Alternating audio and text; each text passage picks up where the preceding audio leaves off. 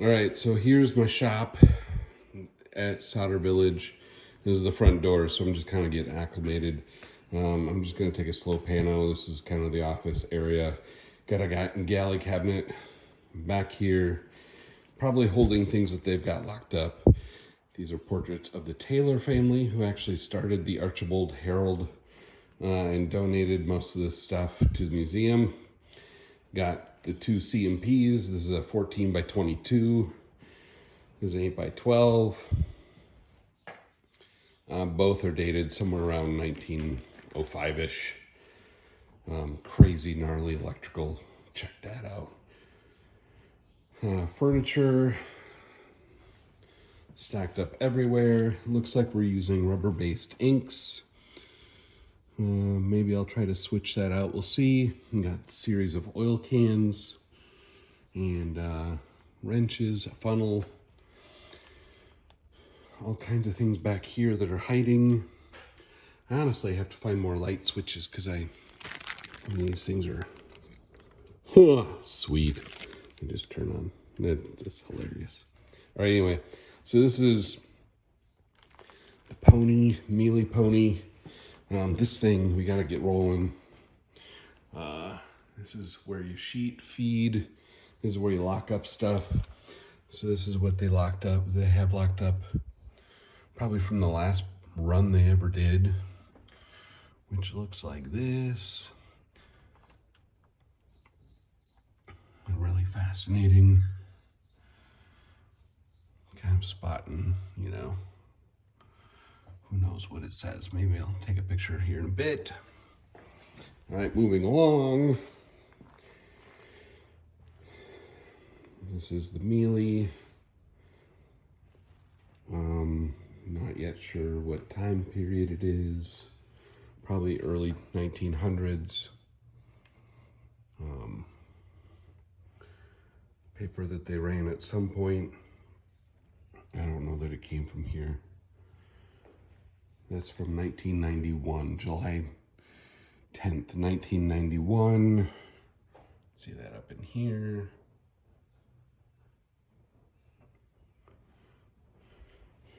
We have a flame safe container. We have our paper cutter, which is a peerless gem. Looks like it's decently sharp. I haven't yet touched and played. We'll get there. Got a hook of aprons. Here's the rollers for the press, for the mealy. Got chases back there. Looks like we have some tempin paper for the press, which is good.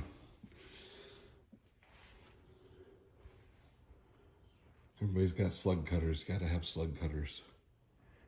I think every shop has 3 slug cutters, so it looks like I see 2 handles, which is hilarious. Sorry. We got a little Vandercook number 0. Which actually looks like it's probably later 20s maybe. Composing stone.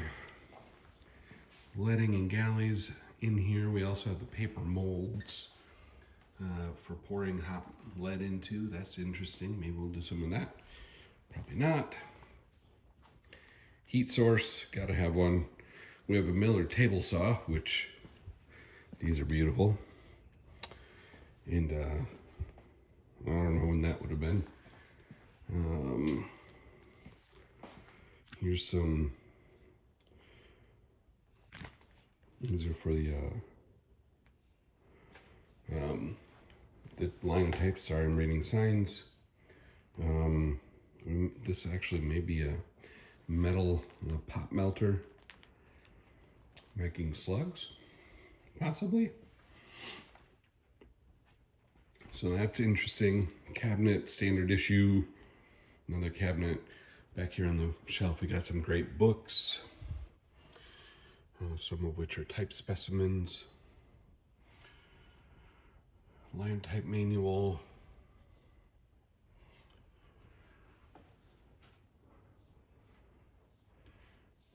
Here's type cabinets. I was quickly reading off some labels on them. No need to, I'm pretty sure they'd be right.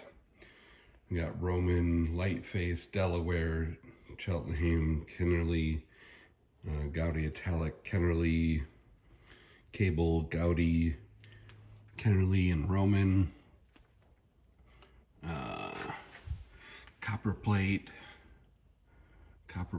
Cloister, Gold, Gaudy, Italic, Futura. A little ill there because that would have been designed in the 30s. And Chelt again. But we have everything from 8 point, 10 point, 12 point, 18 point, 24 point, 30, 48 Futura. That's kind of fun. 36 Chelt. This is the wood type cabinet that's kind of here. It's got some interesting specimens in it. Another little cabinet. This one seems to have smaller stuff in it. So we have a 6 point steel plate Century Binny, which I'm not familiar with. Wedding text, Roman bold, Kennerly, steel plate again, 10 and 12, Old English text, Gaudy bold, Gaudy old style italic, and Chelt. And then another galley, and then over here we have a Ludlow. These are fun. I've used one a couple times.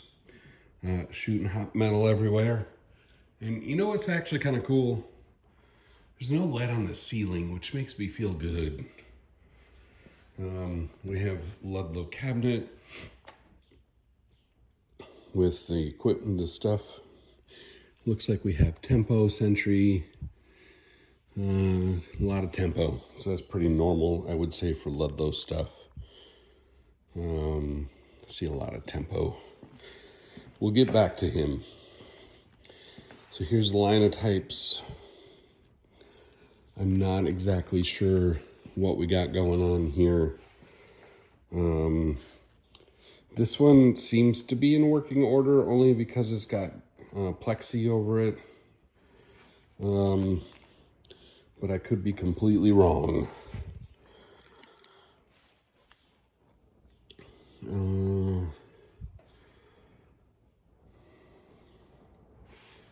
Different bits.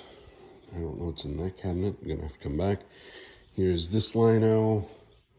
I'm just trying to see what differences are. I don't really know what I'm looking at.